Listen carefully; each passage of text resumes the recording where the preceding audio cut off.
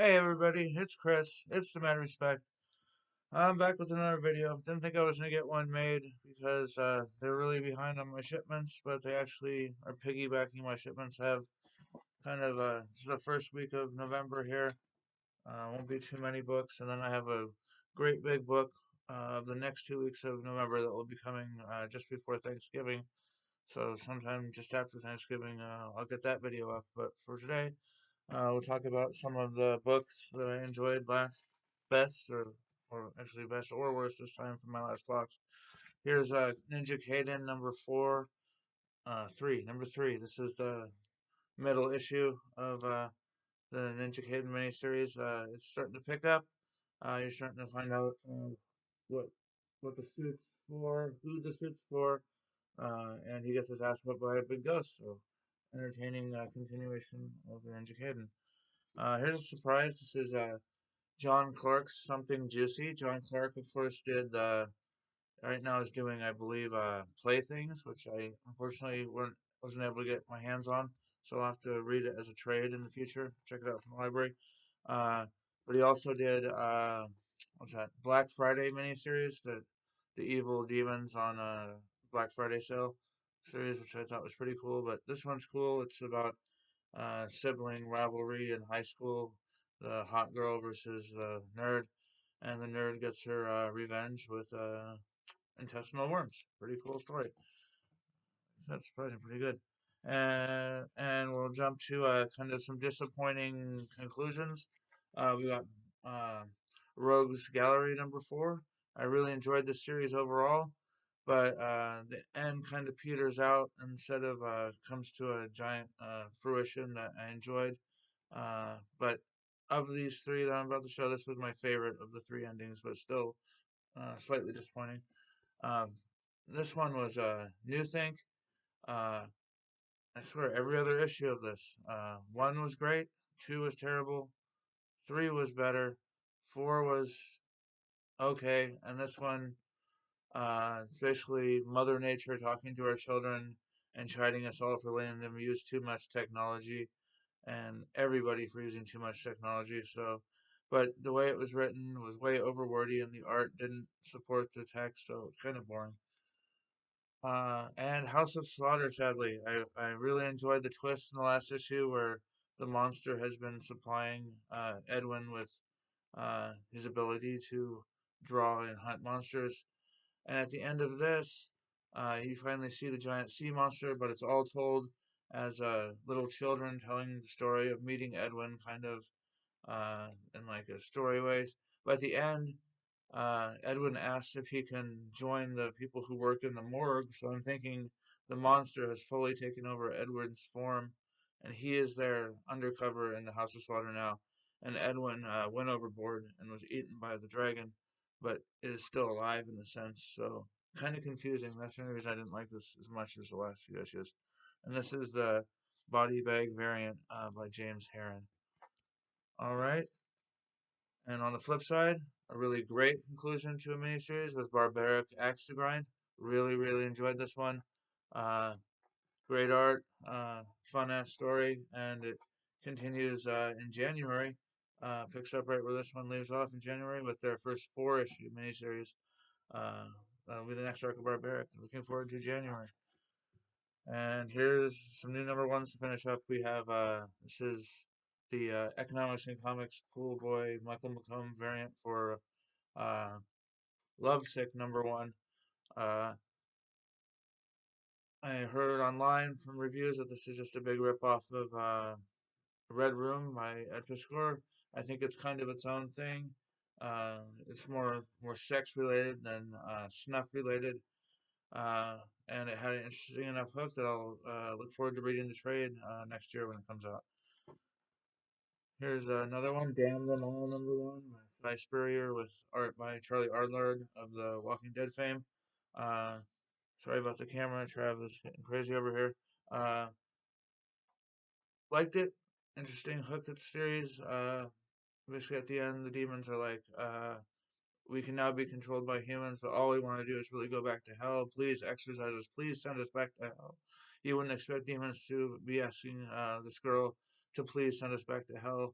So I'm interested to see what the ramifications of that are. And again, I'll find out next year when the trade comes out because I'm just gonna start doing a number one, try number ones and try not to get a giant stack of miniseries. And here's my two favorite comics of the week: Nightfall double feature from Vault has the Cemeterians and Denizen. The Cemeterians is about all the bones in the world disappearing from dead bodies and also live bodies and reappearing in different spots. That was interesting. And Denizen was, I believe it was just more of a slasher type of thing. I just gotta flip it real quick to double check. Yeah, it's people who are eating at a diner, and turns out there's some kind of demons there and are possessing the parents one by one, and also the children. So, and then it kind of leaves everybody in peril to the cliffhanger. I believe if you two of this comes out at the end of the year. It started next year, but this is the Jason Sean Alexander Deluxe Edition. Pretty awesome cover. I didn't realize it was a $10 cover price, but I paid I think maybe $7. But anyway, and my favorite book. Uh, I was kind of worried about this because it didn't get great reviews online ahead of time. But this is Dead Mall. This is from Adam Cesar, who's a fellow YouTube creator. Does a black T-shirt content on his channel. Reads old horror paperbacks before what's his name? I don't know if it was before Grady Hendrix made it cool, but that's what his channel is, reading old horror paperbacks. And I really like this story because the story is narrated by the demons who run the mall, which I thought was a interesting twist for a horror comic, uh, and made it very dark, dark humor, and I really enjoyed it. So that is what I thought of last week's stack, and kind of on a time crunch tonight, so let's crack this puppy open ASAP. So this is the first week of books that I got from Discount Comic Book Service.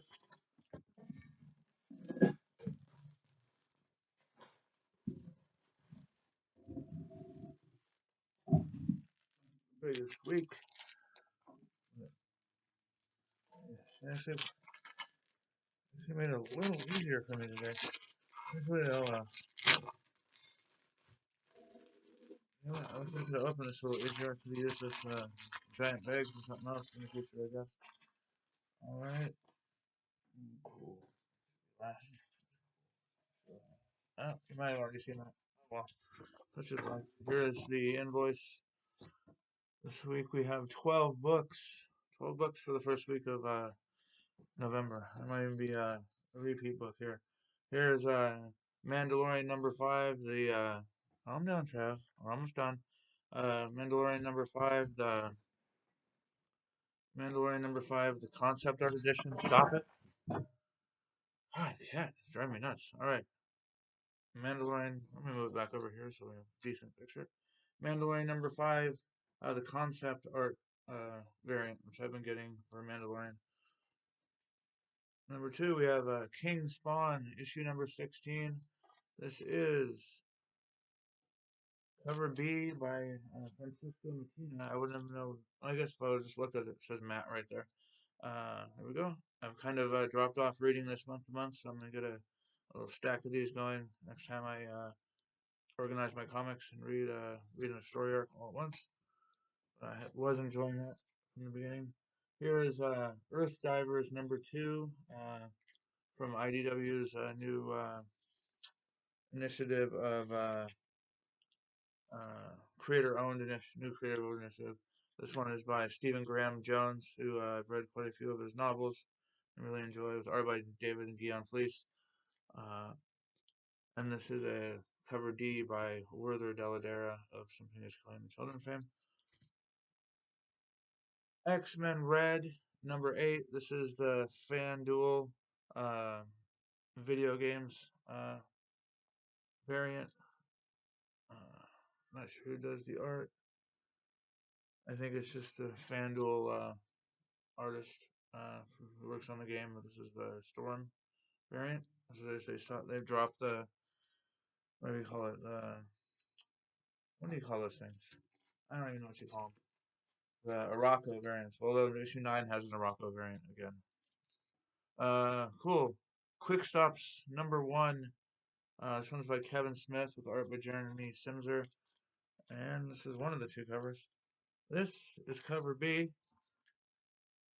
And looking for a name and not coming up with it. Quick Stops #1, cover B.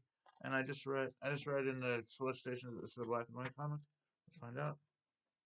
Indeed, it is a black and white comic. I think they should have just made the Clerks issue maybe a black and white comic and had color for the rest. But maybe there's a point to it being a black and white. We're doing on time here. Doing pretty good on time. Punisher #7. Didn't get a variant. I did get a variant this month. Did I? Yeah, I did. I still got a variant this month. The last few issues haven't had a variant.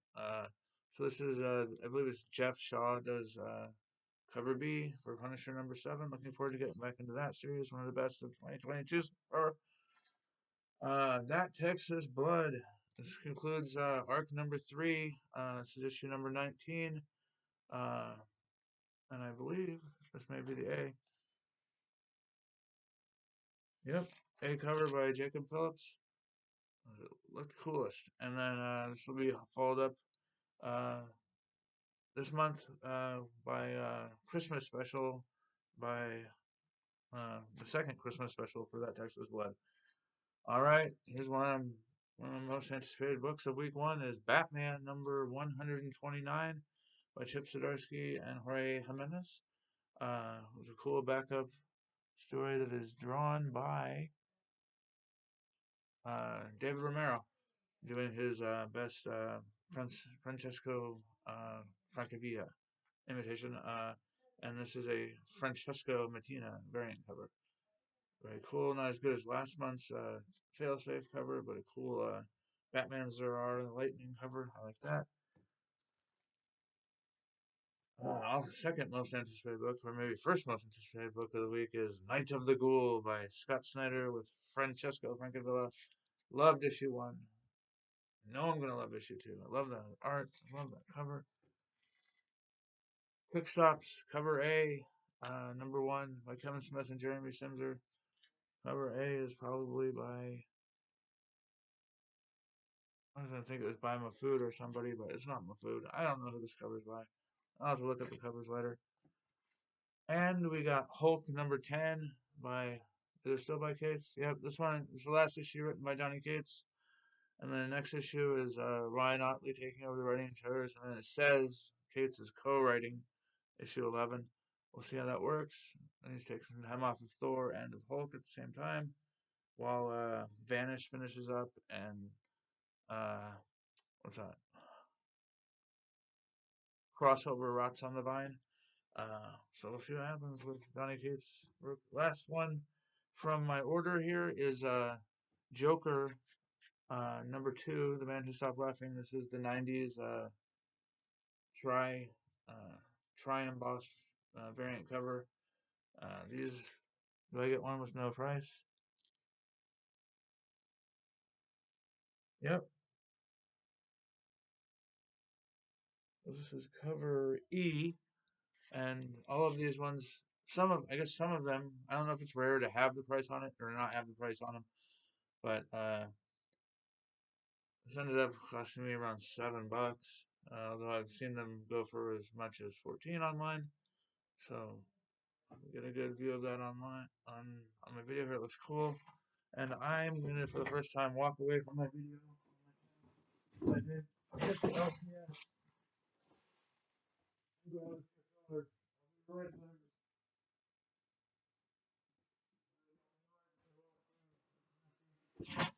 Video recording area. Oh, now I'm making the camera go crazy. Alright, finish off the video. I went to the LCS and I picked up Moon Knight #15 that I forgot to order from Discount Comic Book Service. And now I can get back to reading Moon Knight. I'm going to try #1 of The Approach from Boom Studios by Jeremy Hahn and Jason Hurley with art by Hirvis. Looking forward to that. Picking out the first issue and then getting the trade later.